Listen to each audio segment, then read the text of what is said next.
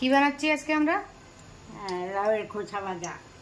এটা হচ্ছে লাউয়ের খোসা ভাজা। ভাজা বানাবো আজকে আমরা।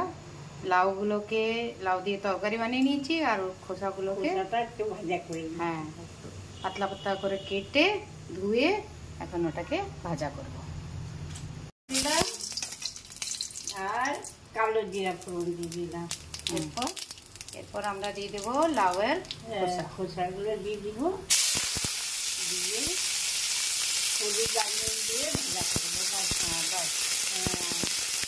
যেমনি আমরা আলু ভাজা করি অমনি লাউ ভাজা, লাউয়ের খোসা ভাজা করতে হবে।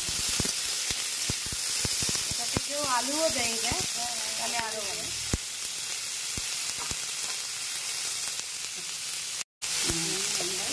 দিলাম একটু নুন দিয়ে দেবো। আবার এটাকেও ঢেকে দিতে হবে, না সিদ্ধ হবে না। সিদ্ধ না হলে স্টিল কম করে ঢেকে দিব। এটাকে আস্তে করে দিলাম আর এটাকে আমরা ডেকে দিব। এই 5 মিনিট ডেকে দিব।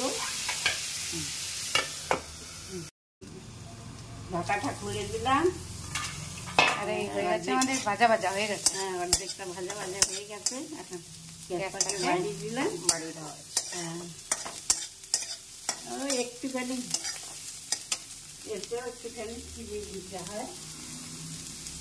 একটু তাহলে মিষ্টি মিষ্টি লাগে। লাউয়ের খোসা না, ওই জন্য এই চিনি দিতে হয়। একটু চিনি ছড়িয়ে দিলাম।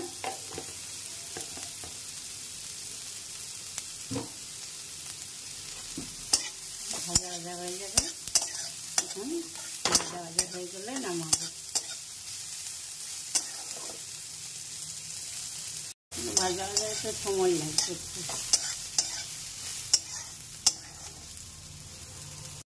ভাজা এখন আমরা ওটাকে একটা প্লেটে নামিয়ে নিব। এমনি করে লাউয়ের খোসা ভাজা করে দেখবেন, গরম গরম ভাতের সাথে খেয়ে দেখবেন কেমন লাগে। তারপরে কমেন্ট করে জানাবেন। এই যে এটা মার রেসিপি।